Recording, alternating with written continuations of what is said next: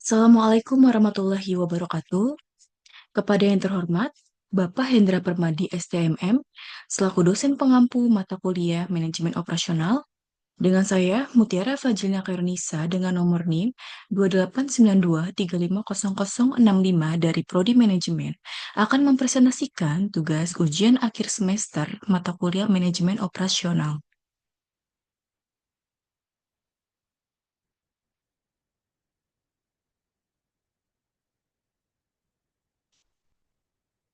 Pemeliharaan dan reliabilitas.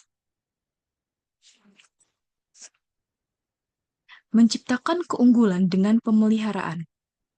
Persaingan dalam industri manufaktur sepeda motor atau motorcycle semakin seru dengan masuknya sepeda motor dari Cina atau Mochin dengan merek-merek baru.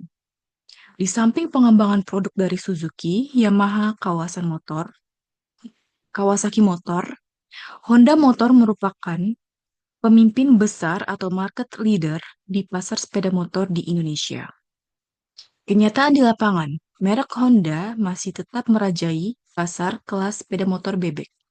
Berdasarkan pengamatan yang dilakukan produsen terhadap pelanggan Honda maupun untuk pelanggan merek lain, yang paling menonjol alasannya adalah pemeliharaan sepeda motor Honda lebih mudah dibandingkan merek lain.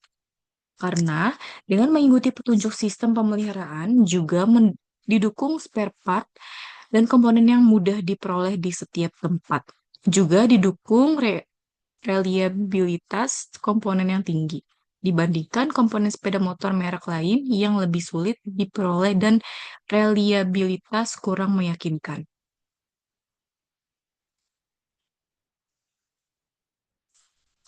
Kemudian, strategi pemeliharaan dan reliabilitas.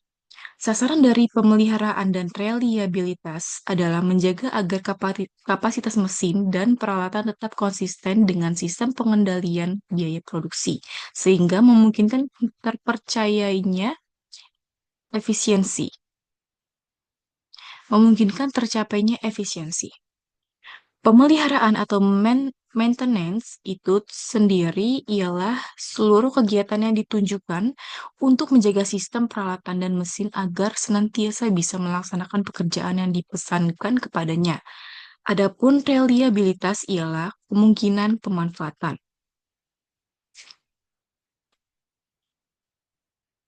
Mesin dan peralatan ataupun produk untuk difungsikan secara tepat waktu dalam suatu kondisi tertentu.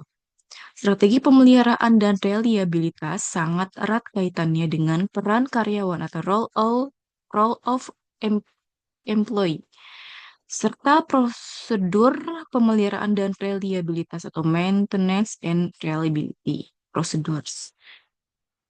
Dalam upaya tercapainya hasil berupa kualitas manajemen dan produk atau total management and product quality result. Kemudian ada reliabilitas. Perubahan pada setiap bagian komponen yang saling berhubungan dengan komponen atau ketahanan di dalam mendukung suatu sistem tertentu secara konsisten tetap sesuai dengan performa yang diharapkan. Metode untuk mengetahui sistem reliabilitas dapat digunakan dengan rumus di mana RS sama dengan sistem reliabilitas. R1 sama dengan reliabilitas komponen satu dan R2 sama dengan reliabilitas komponen 2.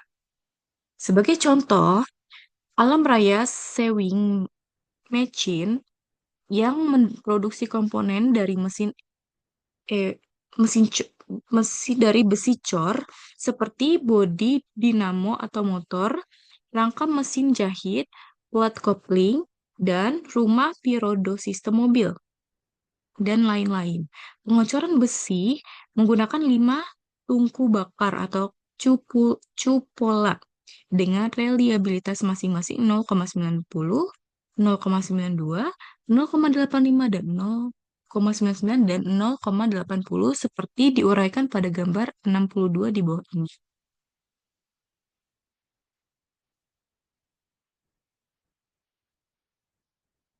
Kemudian, macam-macam pemeliharaan. Pemeliharaan preventif atau preventive maintenance. Kegiatan pemeliharaan preventif ditunjukkan untuk mencegah kerusakan tak terduga yang bisa menimbulkan kerusakan pada fasilitas produksi saat dipergunakan dalam proses produksi. Pemeliharaan ini sangatlah penting dalam mendukung fasilitas produksi yang digolongkan sebagai critical unit seperti berikut. Yang pertama, kerusakan fasilitas dan peralatan akan membahayakan keselamatan dan kesehatan pekerja. Yang kedua, kerusakan fasilitas akan mempengaruhi kualitas produk. Ketiga, kerusakan fasilitas akan menyebabkan proses produksi menjadi macet. Dan yang keempat, investasi yang ditanamkan untuk pengadaan fasilitas tersebut cukuplah mahal biayanya.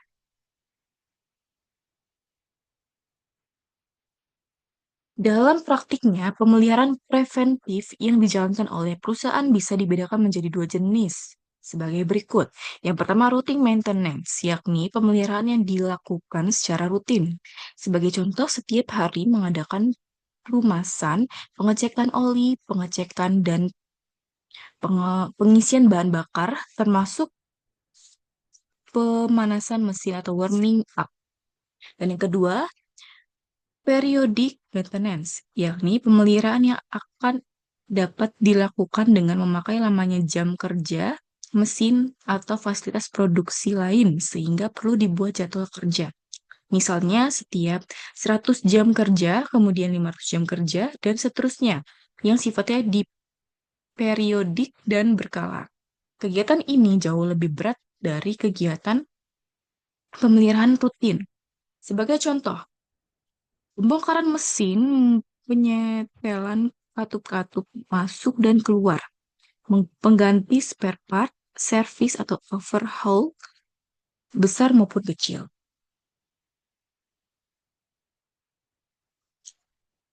Kemudian ada pemeliharaan korektif atau breakdown maintenance. Pemeliharaan korektif ialah kegiatan pemeliharaan yang dijalankan sesuai terjadinya kerusakan pada fasilitas yang dan peralatan, sehingga tidak bisa difungsikan dengan baik. Umpamanya mesin dan peralatan yang dipergunakan dalam proses konversi cenderung tidak mengindahkan pemeliharaan preventif karena adanya garansi atau after sales service yang hanya berfokus pada pemeliharaan sesudah terjadi kerusakan pada mesin dan peralatan terkait, sehingga membutuhkan dilakukannya pembongkaran secara total atau breakdown.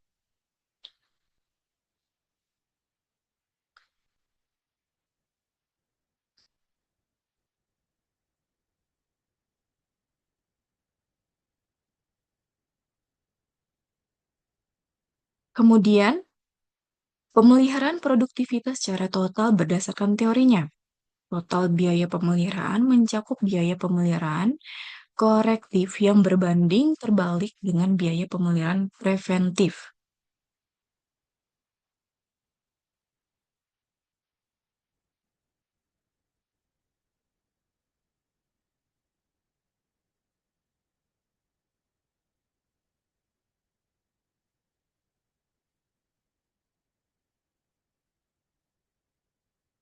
Lalu, ada cara yang bisa dipergunakan untuk memelihara produktivitas secara total antara lain sebagai berikut. Ada empat. Yang pertama, merancang mesin ataupun peralatan dengan reliabilitas tinggi yang juga mudah untuk dioperasikan dan dipelihara. Kedua, menganalisis biaya investasi bagi mesin ataupun peralatan yang mencakup pelayanan, pemasok, beserta biaya pemeliharaannya. Yang ketiga, mengembangkan perencanaan atas pemeliharaan preventif yang bisa secara praktis dimanfaatkan oleh operator, teknisi, dan bagian pemeliharaan.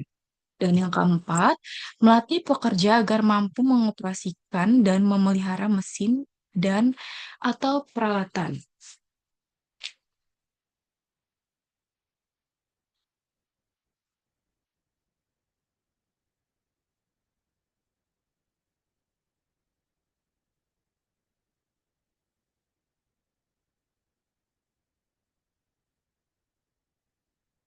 Kemudian, Dalam menjalankan pemeliharaan, ada dua permasalahan utama yang mungkin dihadapi perusahaan, yakni permasalahan teknis dan ekonomis. Permasalahan teknis yang maksudkan ini di sini cenderung menyangkut berbagai upaya untuk menghilangkan probabilitas probabilitas kemacetan akibat tidak baiknya kondisi fasilitas dan atau peralatan konversi.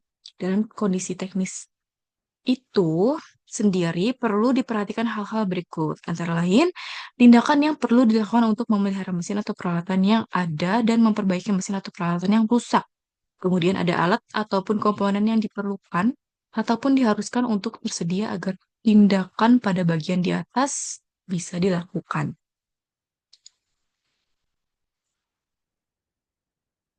Lalu, alasan penggantian mesin. Terdapat beberapa alasan yang dapat mendasari pergantian mesin yaitu sebagai berikut. Yang pertama, adanya laba potensi dari pengguna mesin baru. Misalnya, pengguna mesin baru akan lebih menguntungkan karena penggunaan bahan dan tenaga kerja yang lebih sedikit, sehingga harga pokok produk menjadi lebih rendah atau memberikan penghematan yang besar. Kemudian yang kedua, penggunaan mesin yang rusak dan mengakibatkan kerugian sebagai berikut. A. Bertambahnya waktu pekerjaan produk pada mesin tersebut. B. Menurunnya produksi perusahaan karena naiknya waktu produksi persatuan. C. Menurunnya kualitas produk. Dan D. Bertambahnya biaya tenaga kerja dan maintenance. Kemudian yang ketiga, oleh karena mesin yang dipergunakan telah kuno atau tua atau ketinggalan zaman, walaupun mesin yang kuno ini masih dapat berfungsi, tetapi produk yang dihasilkan tidak dapat bersaing dengan produk lain di pasar yang diproduksi dengan mesin baru yang lebih efisien. Kemudian yang keempat, perubahan preferensi konsumen menuntut perusahaan untuk mengubah desain produk sehingga mesin yang tersedia menjadi tidak cocok atau bahkan tidak lagi bisa untuk dipergunakan. Dan yang kelima, mesin yang menimbulkan suatu keadaan tertentu seperti keributan, suara, banyaknya asap, atau bahkan seringnya kecelakaan otomatis harus digantikan dengan mesin baru.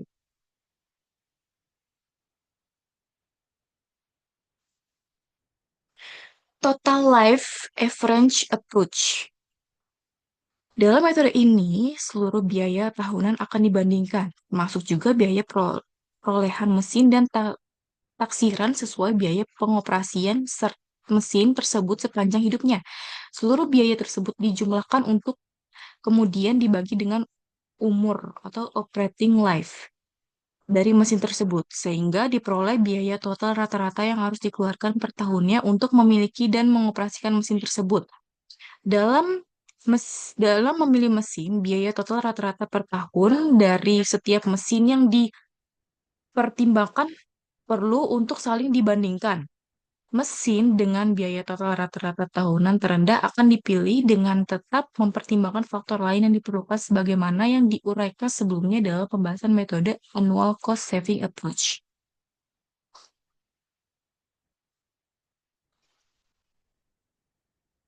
Kemudian, present worth method.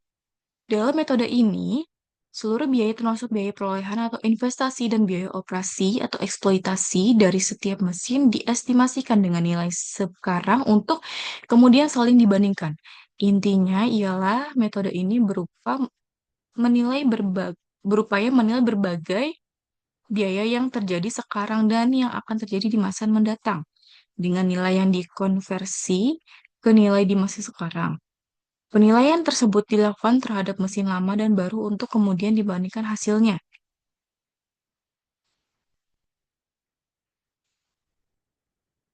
The new MAPI formula, di mana C sama dengan penggunaan kapital tahun pertama dinyatakan sebagai suatu rasio dari total cost of the asset. N, umur dalam tahunan atau service life in years. B, tingkat pajak pendapatan atau rate of income tax. W, tingkat penurunan relatif atau rate of relative decline. WN sama dengan nilai sisa sementara atau terminal salvage value. P sama dengan WN sama dengan 1 kurang W ditambah PY ditambah 1 ditambah buka kurung satu dikurang P tutup kurung Z per buka kurung satu dikurang B tutup kurung. Q sama dengan satu ditambah satu dikurang B, PY ditambah satu dikurang PZ. Di mana P sama dengan perbandingan pinjaman dengan jumlah seluruh modal atau ratio of borrowed to total capital. Y sama dengan tingkat bunga dari modal yang dipinjamkan atau rate of interest of borrowed capital. Z sama dengan tingkat pendapatan setelah pajak atau rate of after tax return on equity capital. Rumus-rumus di atas cenderung sulit untuk dipahami, sehingga cenderung jarang untuk digunakan oleh para manajer.